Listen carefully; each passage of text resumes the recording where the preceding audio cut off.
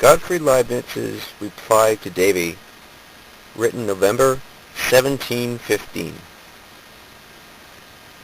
Natural religion itself seems to decay in England very much. Many will have human souls to be material. Others make God himself a corporeal being. Mr. Locke and his followers are uncertain at least whether the soul be not material and naturally perishable. Sir Isaac Newton says that space is an organ, which God makes use of to perceive things by.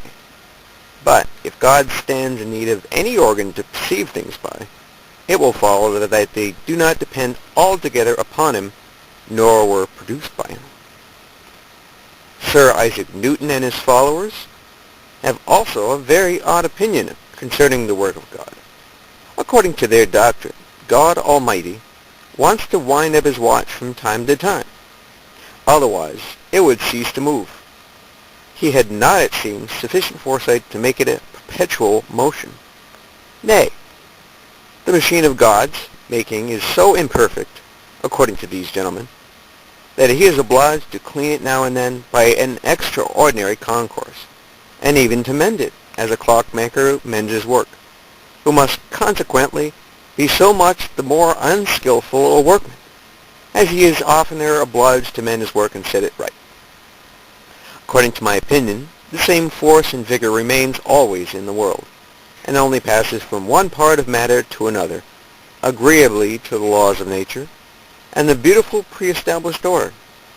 And I hold that when God works miracles, he does not do it in order to supply the wants of nature, but those of grace. Whoever thinks otherwise must needs have a very mean notion of the wisdom and power of God.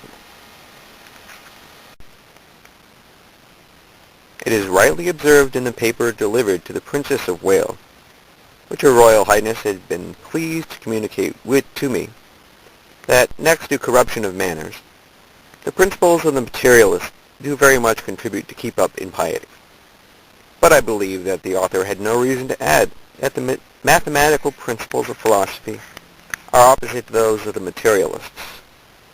On the contrary, they are the same, only with this difference, that the materialists, in imitation of Democritus, Epicurus, and Hobbes, confine themselves altogether to mathematical principles and admit only bodies, whereas the Christian mathematicians admit also immaterial substances. Wherefore, not mathematical principles according to the usual sense of that word, but mathematical principles ought to be opposed to those of the materialists. Pythagoras, Plato, and Aristotle in the same measure had a knowledge of these principles. Yet I pretend to have established them demonstratively in my theodicy, though I have done it in a popular manner.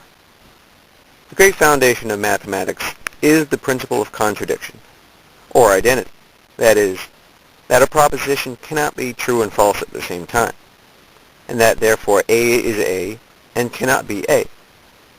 This single principle is sufficient to demonstrate every part of arithmetic and geometry, that is, all mathematical principles. But in order to proceed from mathematics to natural philosophy, another principle is requisite. As observed in my theodicy, I mean the principle of a sufficient reason, that is, that nothing happens without a reason why it should be so, rather than the otherwise. And therefore Archimedes, being to proceed from mathematics to natural philosophy, in his book De Equilibrio, was obliged to make use of a particular case of a great principle of sufficient reason. He takes it for granted that if there were to be a balance in which everything is alike on both sides, and if equal weights are hung on the two ends of that balance, the whole will be rest. 'Tis because no reason can be given why one side should weigh down rather than the other. Now, by that single principle, that is, that there ought to be a sufficient reason why things should be so, and not otherwise, one may demonstrate the being of a God, and all the other parts of metaphysics or natural theology, and even, in some measure, those principles of natural philosophy that are independent upon mathematics. I mean the dynamical principles or the principles of force.